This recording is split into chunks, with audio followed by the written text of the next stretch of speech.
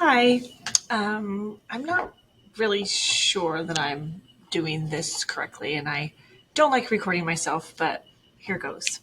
When I started writing and trying to reflect on it, I found it quite difficult because in art, it's so open to different ways of doing things that I tried to really think about what was consistent that I did and like really reflect on the process.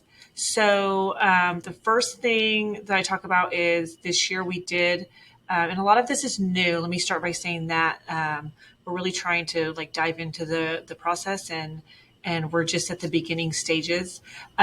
So we start with the 3 days of classroom expectations, and we created with the department. We created a slideshow that we projected. So that's what's up on the screen. And we just go over school policies, how they directly relate to how that affects them in the art room and the art expectations, and things like that. So that's what we do the first 3 days of the school year. That has really helped because I find it very easy now to say to the students, remember we went over that, the classroom expectations that we went over the first 3 days of school, and they all know that they were here. And so it has really helped in that way. Um, as far as our unit plans, really, we have done, we started by looking at our essential standards, and we all have Art 1 in common. So that's the class that we started with. So we started with Art 1, and really the way that we looked at it was we looked at the essential standards, and then honestly, we kind of talked about what project we felt could be a project that would really help us build those skills. So it was kind of, the essential standard was first, and then we kind of thought, well, what project would be fun for the kids that then we could also, focus on the art element or principle that we felt was the essential. In our dates, we have found this year that we've kind of had to tweak our dates. So these dates need to be updated. But so our first unit that we've been working on has really focused on line and color, um, and then pattern. As far as the principles of the pattern, I think it's blocked right here. Uh, Pattern and movement and emphasis and now we're starting on movement, but those are all still part of the line and color. A little bit of shape, but mostly line and color. So once we start that, then when we select the project that we're going to start with, we always start with a direct teach. We try to show not only master artworks, famous pieces that they've seen. We'll show our own personal examples, and then I like to show other student examples so they can see that students that have taken the class before them have been successful in the project. So we'll start with that. I'll demonstrate. Well, actually, what we usually do first is for Art 1 is we start with the basic skill, and we try to like chunk it into smaller chunks so that they are successful in one thing before we move on. I always tell the kids, I'm not going to ask you to create a project that I haven't explained to you and shown you, the small steps that are going to get you there. Um, so we'll start, very simple, and we'll do one thing, and then when they, have a concept on that, then I'll show them how they're gonna. Okay, now we're gonna take that, and you're gonna start planning out the overall concept of your artwork. Um, and then in art, every project that we do is the previous project is like a building block. So, we always use part of what we've learned and either in a new way or in combination with the new skill. But we're always building and building and building, even, through, the upper level art classes. It's always, remember when we did that project in Art 1 where we used the Zentangles or we did the color wheel. Think back to that. You're doing that same concept just in a new way. Um, There's a lot of direct teach and demonstration. Usually, I will give the initial direct teach to the class, and then as they're working and they're doing their practice sketch or whatever assignment that we've given them to help them build their skills to be able to do the final project. I'm constantly walking around and giving them one-on-one feedback. Um, and then in the end, it's a lot, we're art, so it's a lot of project-based assessment. We are this year trying to have the students create an online portfolio. We think it's important for them to be able to not only create the artwork, but talk about the artwork using correct vocabulary and just really kind of like what I'm doing here, being able to reflect on the process. And so that allows us to use that critical writing piece, which is sometimes a struggle in art.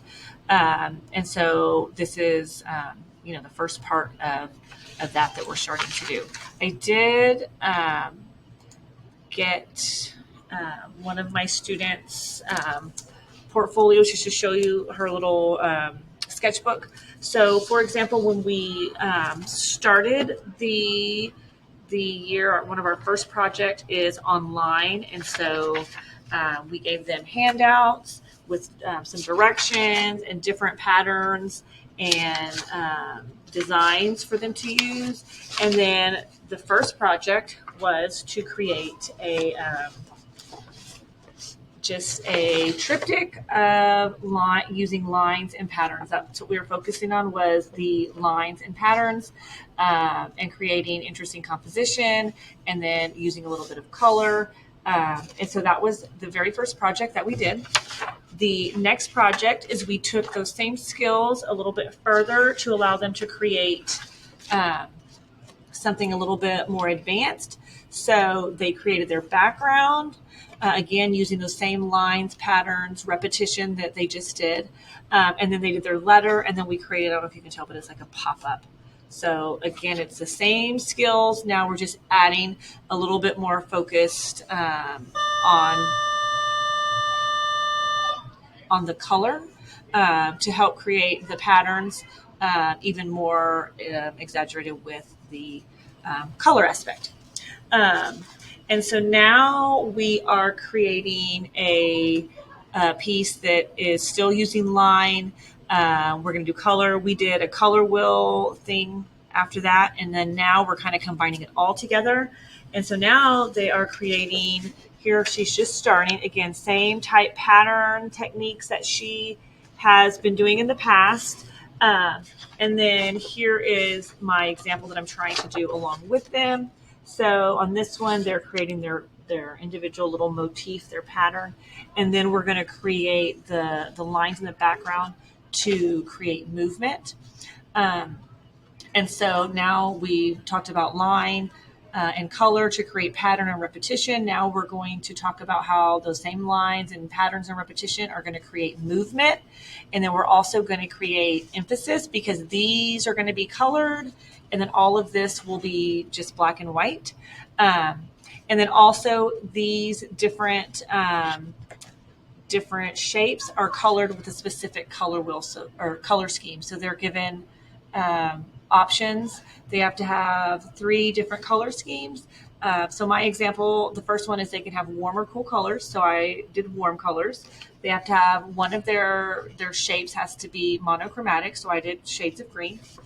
And then the other one has to be complementary colors. So I did the orange and blue. So when they're coloring it, they are going to have to know their color schemes. And then also it's going to create that emphasis. And then when we upload this to the portfolio, they will have a picture of their finished piece. And then we will have them include close-ups of their different color schemes. So when they do their critical writing, they can talk about what color scheme they used and how they created emphasis by having this be color and the background be black and white. I don't know if I'm going to be able to add this to the other video, so it might be a second video, but I didn't quite get to finish because I was, life of a teacher, interrupted by a student needing help. But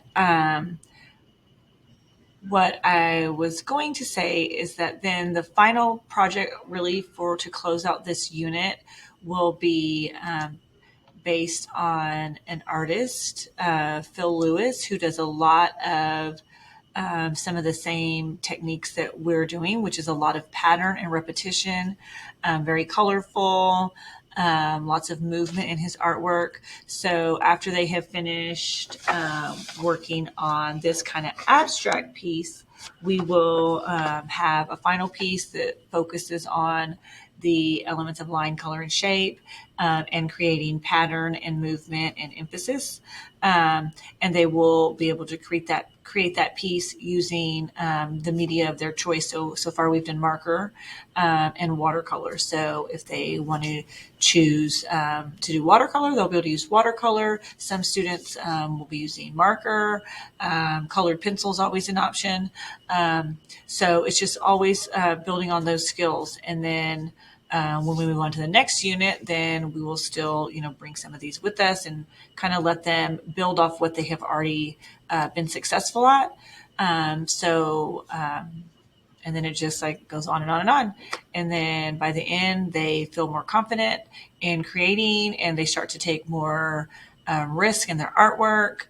And I feel like that is because we, do the small steps and build one skill on the other so that they are successful in a small scale and then also in a larger scale. Oh, one thing that I just remembered that we didn't talk about is this year we're also trying to focus on rewarding the students and having that more visible. So the first 6 weeks, we decided that we were going to have a reward for anyone that had a grade of 97 or better. We feel like if you have a 97 or better, that means you have been following school-wide and art department expectations. You've turned all your artwork in time. You've followed all the requirements and all those things that would make it possible for you to get that high of a grade. And so we made a display for all the students. I found some gold and silver feathers. I'm going to show you in a minute. And so each person got either a gold or silver feather, and we made a big display, and they got to put their name on it, and we hung it over by the front office so that everyone could see it, not just people in our area, because we're kind of off in our own space. We also decided not only to honor the individuals, but to also have a reward for the overall, the one class, each teacher. So my class that had the highest GPA got to have a reward of a snack day. So I brought them snacks to reward them for, as a whole, meeting all the expectations, getting all their work turned in, coming to school, and all of those things that are important. So those are two things that we've started this year as a department, and hopefully we'll be able to keep that going. So I'm going to show you the feathers because they're really cool. So here are the feathers. These are the silver ones, but they're really cool. And so we put them on a black poster board and put all of their names. And so it just turned out being a cool display for everyone to see. And so we decided, I found these and it was perfect since we're the Eagles. It was an eagle feather. So there it is, full silver. So anyways, I hope I explained what I was supposed to. And I hope I'm on the right track. Thanks.